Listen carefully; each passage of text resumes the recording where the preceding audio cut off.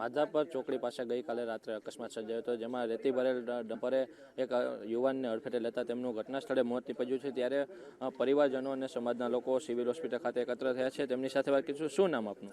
મારું નામ કમલેશ વાઘેલા છે। શું ઘટના શું બની હતી અને શું આપની માંગ છે?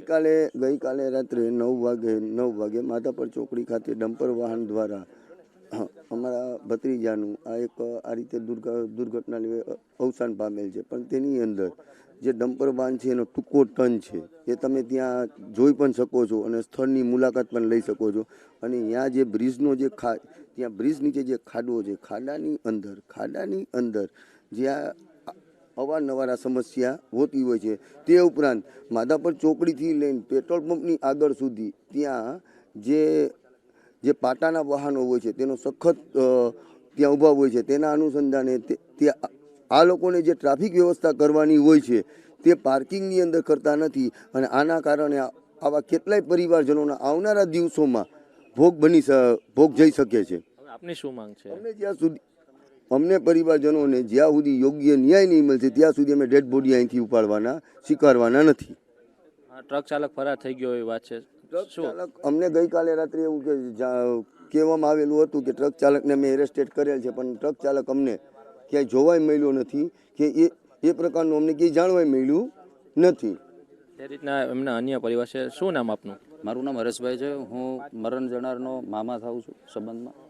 હવે આજે રોડ રસ્તાના ખરાબ બેદરકારી રીતે આજે સરકાર એટલું સ્માર્ટ સિટીનું અને એટલું વાયદાઓ કરે છે કે ભાઈ અમે રોડ રસ્તા સારા બનાવીએ છીએ, પણ આજે વર્ષોથી માધાપર ચોકડીનો એ જે જગ્યાનો રોડ છે બરાબર, વર્ષોથી પાણી ભરાવો, ખાડા ખબડાના અન્ય ભૂતકાળમાં પણ આવા ઘણા બનાવ બનેલા છે। ઘણા પરિવારના વ્યક્તિઓ ગુમાવેલા છે, ઘણા ભોગ લીધા છે એ રસ્તા ઉપર।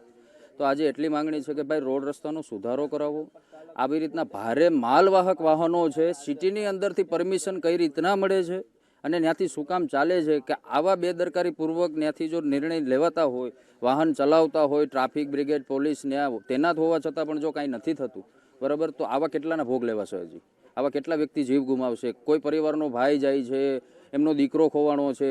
આજે આવા વ્યક્તિઓ જો ભારે વાહનવાને છાવણી થઈ જાય છે, મોટા માથા હોય છે, પરબારા ડાયરેક્ટ બારોબારથી એમની છાવણી કરી લે છે કે ભાઈ ક્યાંય આવતા નથી ચિત્રમાં, એની ઉપર યોગ્ય ન્યાય નથી મળતો। પરિવારને થોડીક વાર સાંત્વના આપવા માટે બધા આપી દે છે કે થઈ જશે, પણ થતું કંઈ નથી। તો અમારી યોગ્ય માંગ એટલી છે કે જે કાંઈ બી રોડ રસ્તાનો છે એ સુધારા વધારા કરાવડાવો। સરકારને એટલી માંગણી કરીએ છીએ કે આવા અનેકવાર ભોગ લેવાય છે। ભીડભાડવાળો રસ્તો છે, માધાપર ચોકડી મેઇન પોઈન્ટ છે બરાબર, અને જે કાંઈ બી ડમ્પર ચાલક હતો એની ફરાર થયેલી છે, ત્યાંથી ઘટના સ્થળેથી અકસ્માત કરીને ફરાર થયો છે। હવે એમના મૂળ માલિક જે કોઈ બી હોય, કોઈ કંપની હોય તો ભલે, કોઈ વ્યક્તિ હોય તો ભલે, અહીંયા હાજર થશે પછી અમે આ ડેડ બોડી સ્વીકાર કરશું।